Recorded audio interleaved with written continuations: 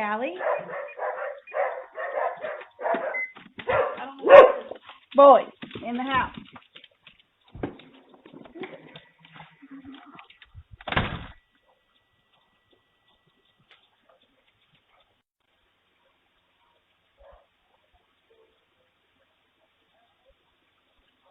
I'm doing it. Wait. He's leaving. Hey, he's coming back. Nope, I'm calling. James, she doesn't want to talk to you.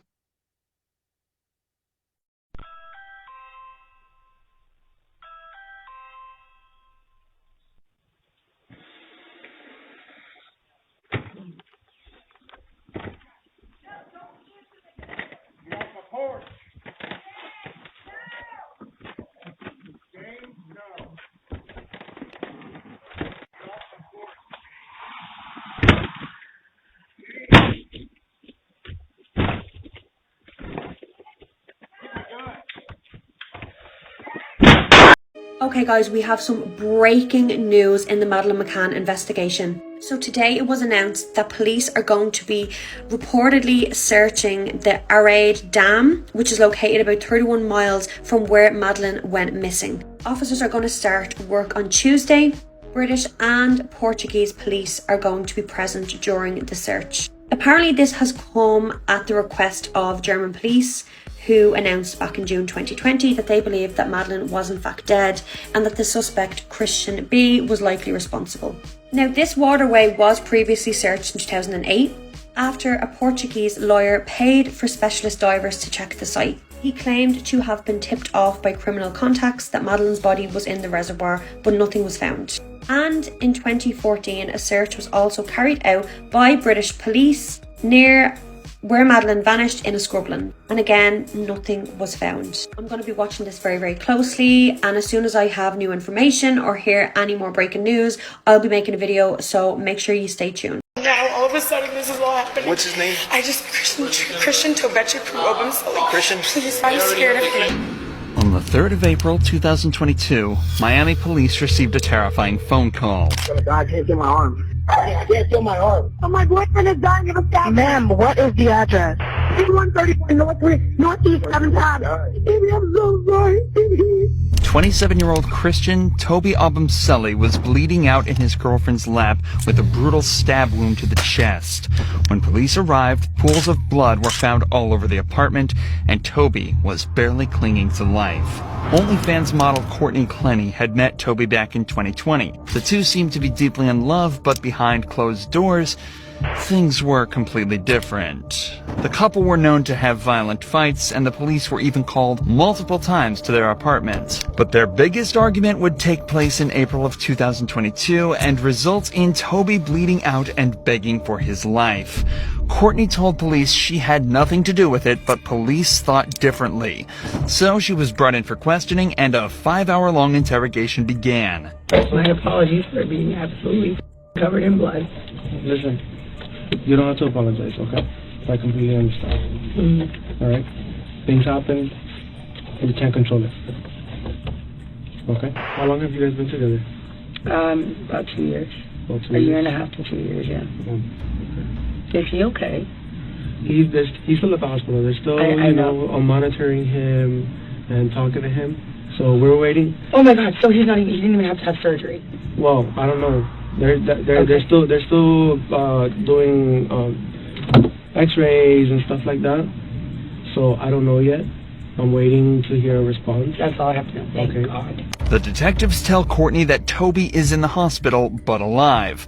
Detectives are usually unaware of how a suspect will react to certain information, so it's often safest to open by easing any worries they may have and talking in a non-accusatory manner. This makes the suspect feel more relaxed and more likely to open up. Had just gotten back together.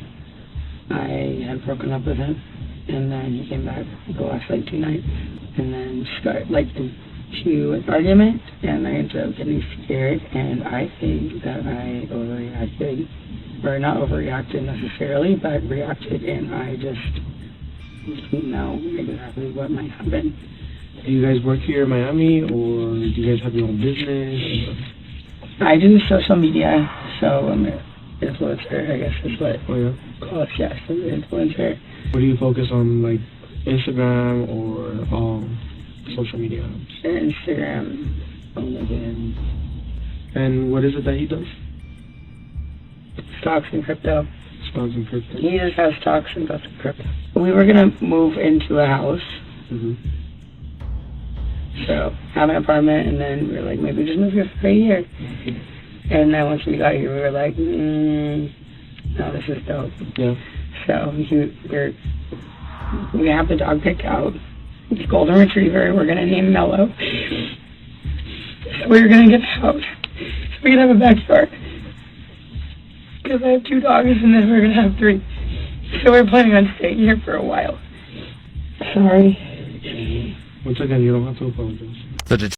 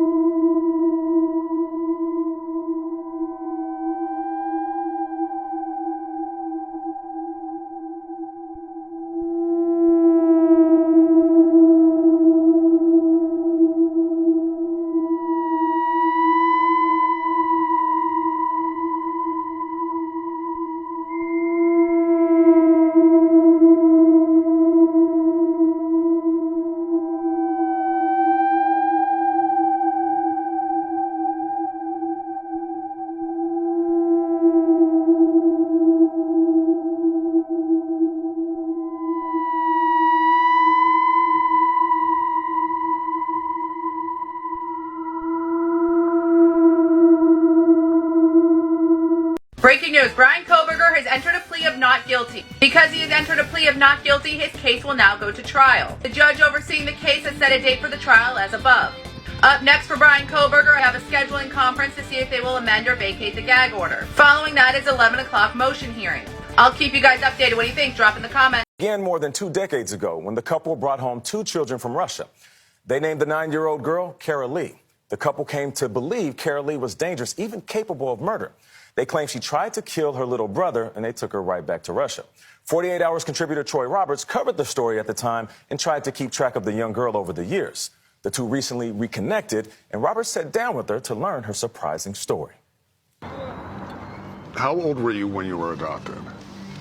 I was 9, and that's what I wanted. I want to feel loved, and I want a family. Crystal and Jesse, we agreed not to use their last name, first arrived in Moscow, Russia in 1997 to adopt a girl they named Kara Lee and a boy they named Joshua. When we finally learned that we were going to be able to go over to Russia and pick up a little boy and girl of our own, it was just a tremendous event. And we were very excited. How did the agency describe Kara Lee? A wonderful, outgoing, intelligent little girl. But they say Kara Lee started behaving badly not long after they returned home. There was a coldness in her and an anger and just a distance. She stole all my jewelry. Our knives were disappearing. And then she snapped. They say she tried to kill her baby brother. She had him in her hands and was going to throw him over the deck. She had him? Yes. Yes. Over the side here? Yes. And I just started screaming, "Put him down, Kara Lee. Put him down. What are you doing? I'm going to kill him." Dr. Brian Kennedy was one of the psychiatrists who saw Kara Lee. This child I would consider to be a homicide risk. We've had cameras installed, and we've had alarms installed on her doors. So you plan on taking Kara Lee back to Russia? Yes. Yes. I was with them 21 years ago when they brought Kara Lee back to Russia and left her there. You're a strong girl. A strong girl. I always wondered what became of her.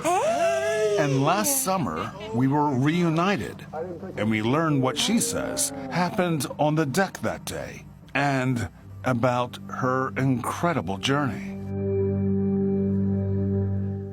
Troy Roberts joins us right now. Troy, how did you finally find out what happened to Carolee, now Sabrina? Well, we connected through social media, and I asked her if she would want to tell me her version of the events. And so I went to North Carolina, where she lives now. She's a beautiful young woman, married. She has 4 children. Wow. And well-adjusted. She works at a hospital. And it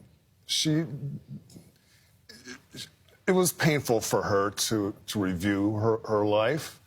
But she says where she's at today and her mental state, she's very grateful. Troy, how did it affect you covering this story? Oh, man. You know, a large part of our jobs are to parachute into people's lives when they're broken. And you ask them to tell their stories, you say thank you, and you leave. And it was so hard for me to leave this 12-year-old girl in a locked ward. And Crystal and Jesse feel like they're out of options. So as Joshua leaves for the safety of his grandmother's home in Texas, oh, I'm gonna miss you so much. they make a painful decision. We cannot continue to be her parents. They say the only way their son can return home is to send Carolee away forever. We've been here every day loving her, nurturing her, helping her. We couldn't save her.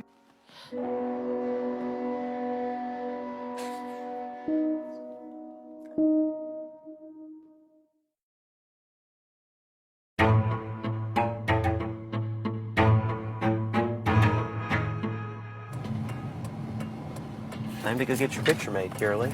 She has so many psychological problems. What we're going to do is we're going to get your picture made today. She is a danger to society, but more than that, she is a danger to our son. So you still like to get your picture taken after all this time? I like it. The fact of the matter is that we cannot be her parents anymore. 1, 2, 3. Crystal and Jesse are about to do something that's difficult to imagine. Honey, did you want to see it? They are taking Carolee back to Russia. And John. There are parents out there that will not be able to understand what you're about to do. If I hadn't been in this position myself, I might have been stating the very same thing that I expect to hear from them. How could you do this? How could you do this? It's a long trip. You're going to have to color. There must be a family somewhere in America that would adopt her. We thought that there would be a family out there. How are you today? And we've actually spoken to a few families. In every case so far, after reviewing the medical information, She tried to throw my son off a very high deck. they've said thanks, but no thanks. They have told Carolee they're taking her to a new hospital. How long are we going to stay in there? But she has no idea it's a psychiatric hospital in Russia. This 12-year-old girl has been abandoned by her birth parents, and now her adoptive parents are also rejecting her. Well, it's not a case of her adoptive parents rejecting her. But that's what she's going to be a interpret case it as. of her adoptive parents not being able to care for her. What's wrong, honey? But you have to understand, psychiatrists tell us that Carolee has no bonding, no affection. It's okay. I think the best thing in the world for her is a good night's sleep. I do too. So Carolee most likely will just move on. It looks cruel to me, cruel and not thoughtful. Nina Costina, the woman who arranged Carolee's adoption, is distraught over the decision. I feel very sorry for her. For her part, she questions whether Carolee is even that sick. They say that she tried to kill her little brother. This is what they said say. She tried to kill the family dog. That she's extremely violent. That's what they say, yes. Do you believe it? That's what they say. Psychiatrist Brian Kennedy says Carolee suffers from attachment disorder, in effect, an inability to love. And that, he says, makes her dangerous.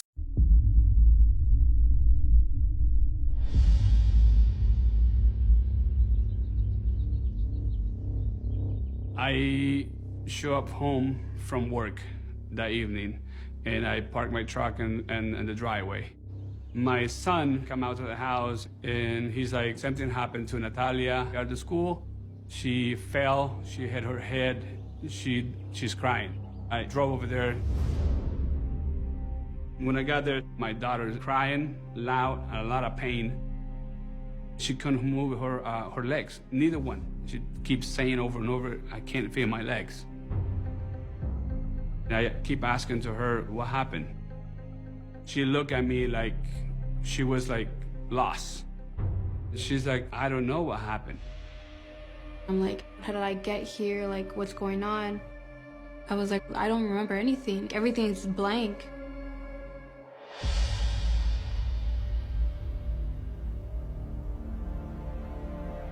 It was very clear that this girl was on the sidewalk and that a car left the roadway and struck her.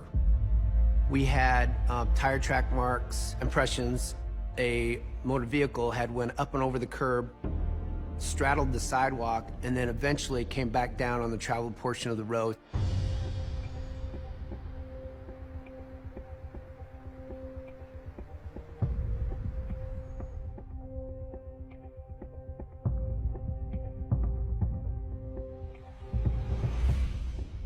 We learned Nicole Poole was 42 years old. She lived in the Des Moines metro area. In the still photo, she was at the front door knocking on the door, but we didn't have any video after that. According to talking to her ex-husband, she was there to see her daughter. The time of her being in the area was right. We had to find this Nikki Poole, and we needed to get her in for an interview. It hits home.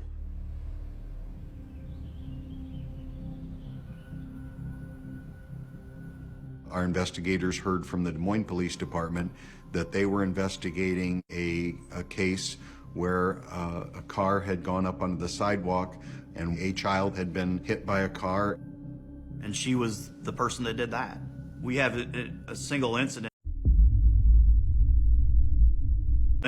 but it just expanded and blossomed into this huge, pattern of activity that she was doing on the whole west side of Des Moines. I really fear that if she had not been stopped at that point, that there may have been other victims in other ways. It's really disheartening to see where you can take that rage and turn that toward children who've never done anything to you, who are just walking down the sidewalk, as all of our community's kids do every day. This behavior is not acceptable anywhere, especially in Clive.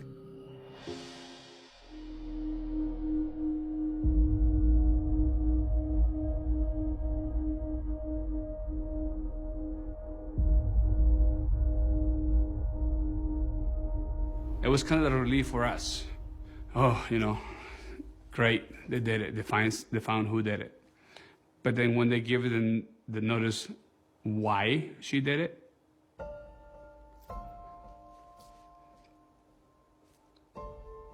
that was heartbreaking. I was just in a state of shock. I didn't know whether to cry or to scream or to just run away. I knew there was racism in the world, but I never knew that it would happen to me, 2 blocks away from my house. My wife and I, we had the idea to leave the country forever, but no one is going to push me away.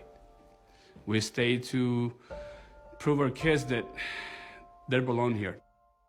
We can't live in fear, and we can't let that destroy my family. Cuando oí tu voz, supe que había encontrado el amor de mi corazón.